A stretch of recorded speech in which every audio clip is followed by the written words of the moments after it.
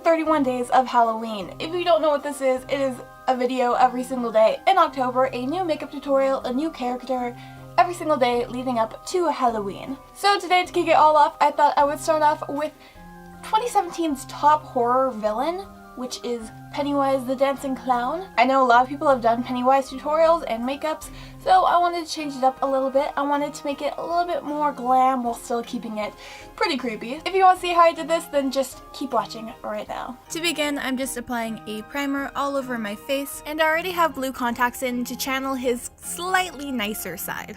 And then I'm going in with a green concealer just over any spots that are red because I don't want that to show through this super pale foundation that I'm applying all over my face. It's not white, but it's really close to it. I'm putting that all over my face, on my ears, my neck, my chest, my shoulders, basically anywhere that is going to be seen. I wanted to do the clown appearance, but I didn't want to do completely clown white. And then I powdered everything. Now I'm just slapping on some brows, filling them in with black eyeshadow. I'm making sure that they are very sharp and very arched.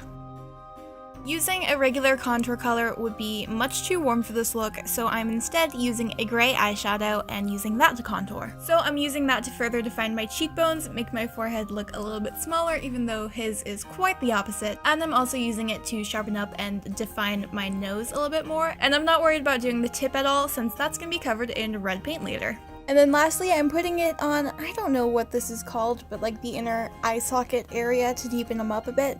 Then I'm slapping on some eye primer all over my eyelids. And then I didn't know exactly what kind of eye look I was planning, but I did know it was going to be a darker smoky eye, so I put some eyeliner down onto my lid and smudged it out.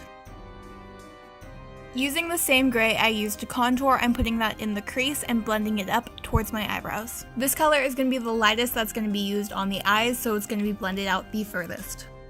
Using this really dark gray, I'm putting that in the crease and blending it out, just like I did the gray from earlier, but this time I'm not blending it out quite as far. And then I was brutally attacked by a freaking fly. Jesus Christ, get out of here. Go, get. That fly harassed me the entire time I was filming this. But anyways, I started using this burgundy eyeshadow and putting that on the lid, but what? I hate that. We're not doing that. So instead, I switched that out for a brown, purplish kind of color and put that on my lid and then blended it out, and it looked so much better. Like, oh my god. Then I began to darken it up even more by adding black to the outer corner and crease, then blended it out like crazy.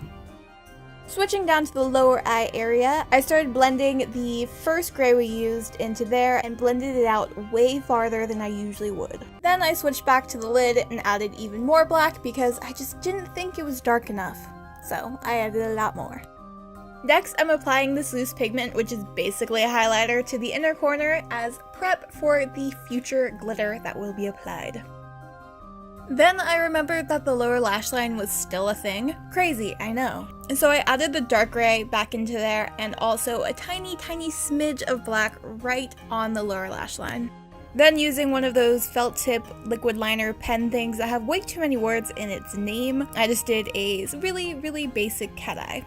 Now I'm just using a makeup wipe to clean up the edge underneath the eyeliner to make it look nice and clean. Now I am lining my waterline and tightline with some black gel liner because I want it to be nice and dark and creepy. Let's get glittery. So to apply the glitter, I'm first putting down a glitter primer just on the inner corner over the places that I put the highlighter. Then I'm packing on silver glitter right over the top of that. The silver glitter is kind of to represent the deadlights. Even though the deadlights are hardly touched on in the movie, I still wanted to incorporate them somehow because they are a huge part of Pennywise. Then I'm doing all the normal lash things, so I'm curling them, adding some mascara to the top and bottom, and then I'm applying these lashes, skipping out on the bottom lashes. Using a really stiff brush, I'm just brushing off all of the excess glitter that fell onto my face. Then I'm just applying a little bit of foundation underneath the liner where I took off some foundation when I was cleaning up the eyeshadow. Then the last thing for the eyes, I'm sticking on a couple silver rhinestones just onto the inner corner to give it a little bit of extra pizzazz.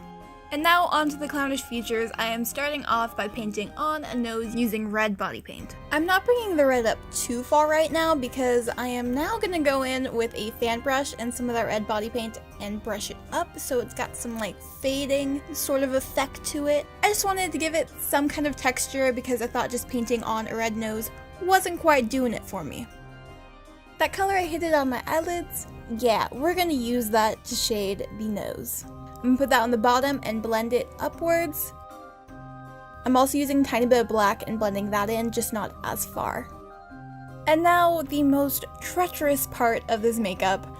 I'm drawing on his little face marks above and below his eyes, and these things require a lot of patience. When you're working with red body paint, you try to clean it up with makeup wipes or anything like that, it gets everywhere. So just be patient. No, you will probably not get this on your first try, and that's okay. This was probably my 4th attempt because I could not, for the life of me, get them to look even on both sides. The best advice I have for these is use an angled brush because that makes a world of difference, and take your time. Don't worry about messing up your foundation because you can always fix it afterwards like I am doing here. Using a red liquid lipstick that matches the body paint, I am filling in my lips and also giving myself kind of a weird, very exaggerated pointy cupid's bow. Then going back to the red body paint, I'm just connecting my lips to the lines on my cheeks. Then I'm using that burgundy shadow once again and going over all of the line work just because his are much darker than this body paint. I'm also using that same shadow on the edges of my lips to give myself kind of an ombre gradient sort of lip deal going on. And now onto the collar, which was kind of weird. So I started by painting on the shape with this tannish brown sort of weird old parchment paper color. Side note, I'm still not really the best with highlight and shading and where everything should go, so bear with me, this was kind of just an experiment that worked sort of well. And then along all the edges, I put down some white. Then I took the dark gray from the eyes and put that on the edges of the collar itself. And I also pulled it up further onto the collar just to add a little bit more dimension. Next, I went in with some white eyeshadow and highlighted some random areas and then switched back between that and the dark gray until I got to a point where I was okay with it. Then I took some white body paint, put that on some areas, and then blended it out. This is all done very scientifically and done in a very precise manner, as you can tell. That was a joke. I don't know what I'm doing. Anyways, I took some of the dark gray again to further define the sections of the color because I wanted it to look like they were separate pieces almost sewn together or something like that. I'm not quite sure. And I actually wish I had stopped somewhere around here because it kind of just looks like leather and I really dig that look. But of course I didn't. So now I'm highlighting one side of each of those darker lines to give it a little bit more dimension, which I don't know if that worked. The last thing I'm doing to finish off the neck piece is shading underneath the white with that really light gray eyeshadow I used to contour and all that stuff way earlier.